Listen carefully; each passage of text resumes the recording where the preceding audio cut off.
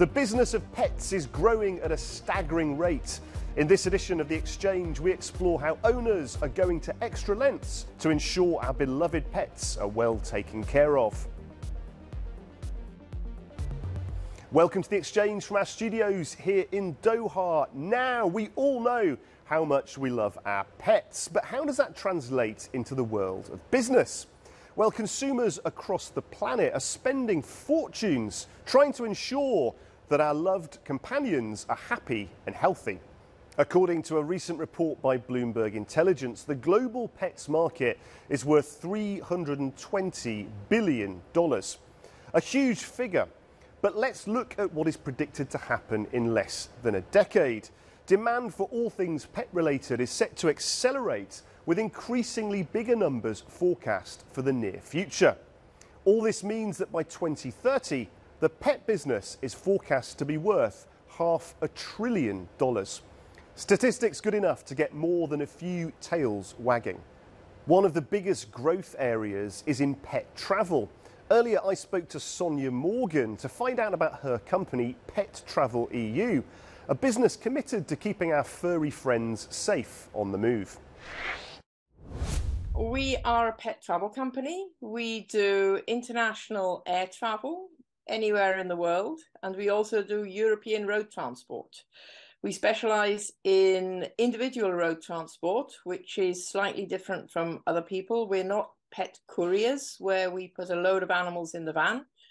We travel them individually. So we just travel one family's pets from A to B by road.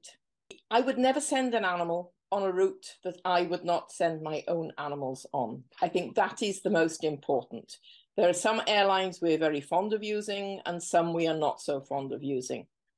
What is very important is that your dog or cat is used to its travel box, because it is, after all, a unusual situation for a dog or a cat. But if they're used to the box they are going to travel in, then they will treat that as their primary environment. And once an animal is used to its primary environment, you can put that primary environment anywhere and they feel happy. Potentially it will grow. People will continue moving around the world. European road transport seems to be going up as well. People are more and more concerned about their pets, that everything is correct for them. And that is the nice part of our job, is that we can help people do it correctly. Interesting stuff there, showing just how businesses can help move our pets across the world. But what about companies that look after our pets while we're at work? Well, we sent our reporter Jack Parrock to find out just how they operate. Hi Guy, meet Teddy. This is my 3-year-old Havanese toy poodle cross, and he and I are off today to meet a dog daycare business called Okazu, which was one of the first here in Brussels to professionalise the service.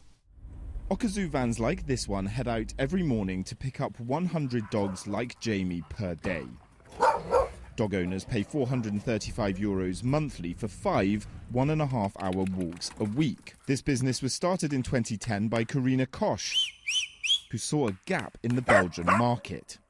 For 10 years before, there was no really professional service.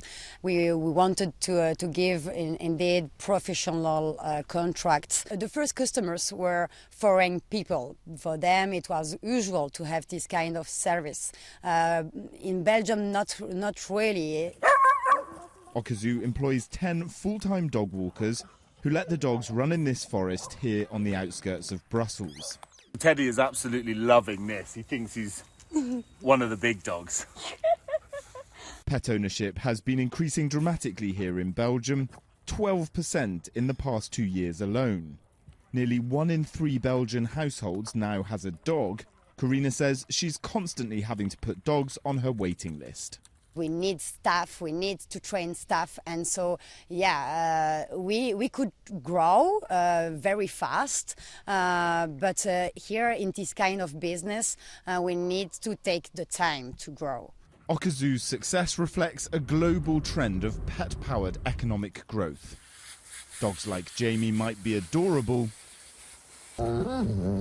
but they're also worth a lot of cash for businesses like this.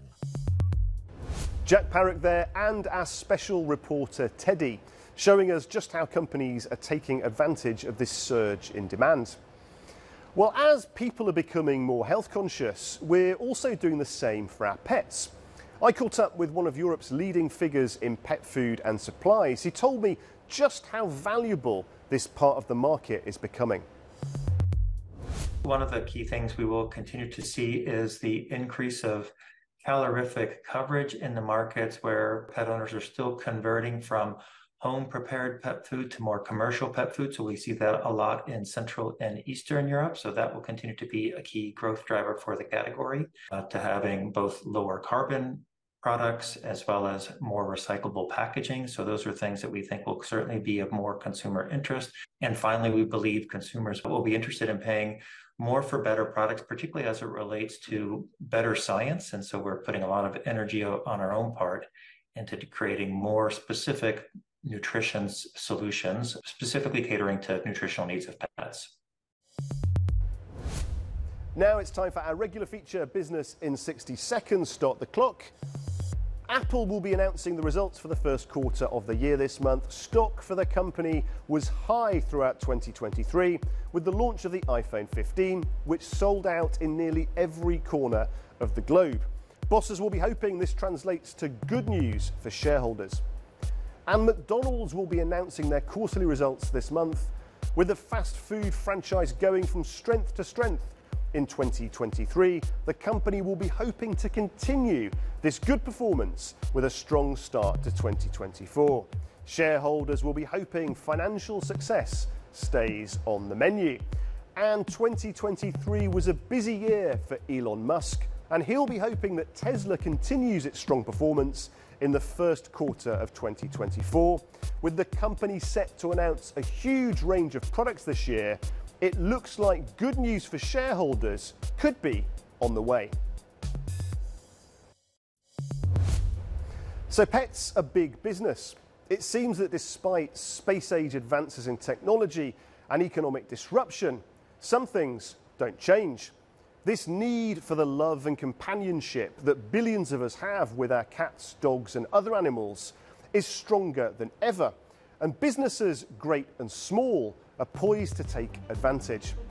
Well, that's all we have time for on this edition of the show. Thank you for watching. Please do check out euronews.com for all your latest business news. And join us again next time on The Exchange.